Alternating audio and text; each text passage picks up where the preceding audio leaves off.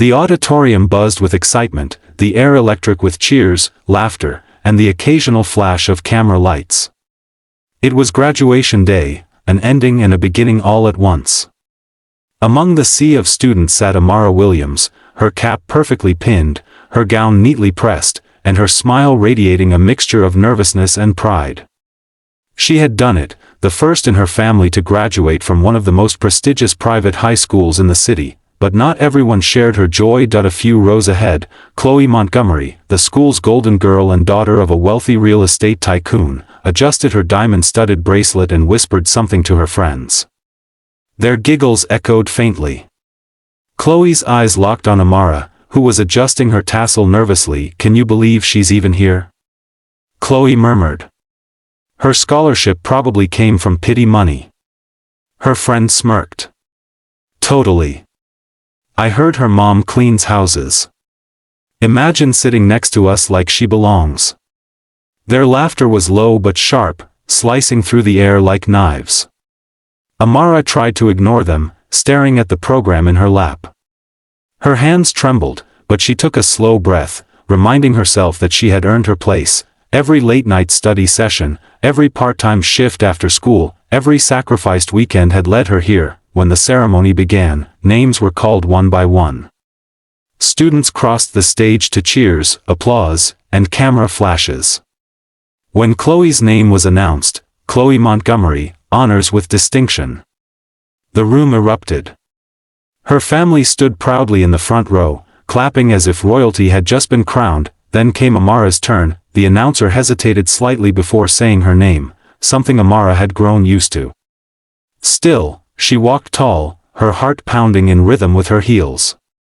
She reached out to shake the principal's hand, but before she could even make it across the stage, a whisper started spreading among the audience. "Who's that?" someone asked. "Oh, the scholarship girl," another whispered. "From the south side." And from somewhere in the front, Chloe let out a quiet, mocking clap, slow, exaggerated, sarcastic.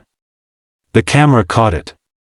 A few laughed softly, others turned awkwardly away. Amara froze for half a second, the humiliation washing over her. But then she lifted her chin higher, accepted her diploma, and walked off the stage. Her dignity was her armor, and she wasn't going to let anyone take that away from her. After the ceremony, the graduates gathered outside, taking photos, tossing caps, and celebrating with family. Chloe stood in the center, surrounded by her group, posing for pictures and soaking in attention. When she saw Amara walking alone toward the refreshment table, she smirked. "Well, if it isn't our scholarship queen," Chloe said loudly enough for everyone nearby to hear. "How does it feel to know you're leaving all this behind? Back to reality, huh?" A few of Chloe's friends chuckled. Amara's lips tightened, but she stayed silent. "Don't worry," Chloe continued, feigning sympathy. "Maybe one day you'll work at my dad's company. You'd look cute in a uniform." Gasps rippled through the group. Some people looked uncomfortable, others laughed nervously. Amara's heart thudded painfully, but before she could respond, a deep voice cut through the air. "Chloe Montgomery." Everyone turned. Standing just a few feet away was a tall, imposing man in a charcoal gray suit. His presence alone demanded silence. His eyes were fixed on Chloe, his expression unreadable. "Dad," Chloe said, brightening instantly. "You made it. I thought you were in Dubai for the meeting." "I came back early," he said, his tone measured. "I wanted to speak with someone here." He turned to Amara and extended a hand. "Miss Williams," he said warmly. "It's a pleasure to finally meet you in person. I'm Daniel Montgomery, the CEO of the university's Alumni Office." The crowd fell silent. Chloe blinked. "Wait, what?" Mr. Montgomery smiled gently at Amara. "Your essays and leadership application impressed the entire committee. You've been chosen as this year's recipient of the Montgomery Alumni Scholarship, full ride, all expenses covered. I personally reviewed your file." Amara's eyes widened.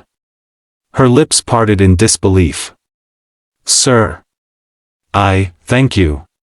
The color drained from Chloe's face. Dad, she's her? He turned to his daughter, his voice calm but firm. Yes, Chloe. She's the student who earned what you were too distracted to even apply for. And from what I just heard, you owe her an apology. Whispers rippled through the crowd. Cameras quietly recorded the moment. Chloe's friends stepped back, suddenly interested in their phones. She swallowed hard, her confidence crumbling. I didn't mean, Chloe, her father interrupted. A person's worth isn't measured by money or status. It's measured by integrity, kindness, and how you treat others when no one's watching. He turned to Amara. You have all of those, young lady. Congratulations. Amara's eyes glistened. Thank you, sir. That means a lot. Without waiting for more words, she turned and walked away, graceful, dignified, radiant. The same crowd that had once mocked her now parted, making space for her to pass. Later that evening, as Amara sat in her small but cozy living room surrounded by her mother and younger siblings, her phone buzzed with notifications. Clips from graduation were trending on social media. Titles flashed: Rich girl gets humbled at graduation. Scholarship student proves everyone wrong. CEO defends hardworking graduate against entitled daughter. Amara smiled faintly, shaking her head. That wasn't the part that mattered most. What mattered was that she had walked across that stage with pride, and left a mark that went beyond grades or gossip. A week later, she received a letter in the mail, handwritten, elegant: Dear Amara, I'm sorry for how I treated you. I was wrong, and I've learned a hard lesson. I hope we can start over one day. Chloe. Amara folded the letter gently, placing it in her desk drawer. She didn't know if they'd ever be friends, but forgiveness wasn't for Chloe.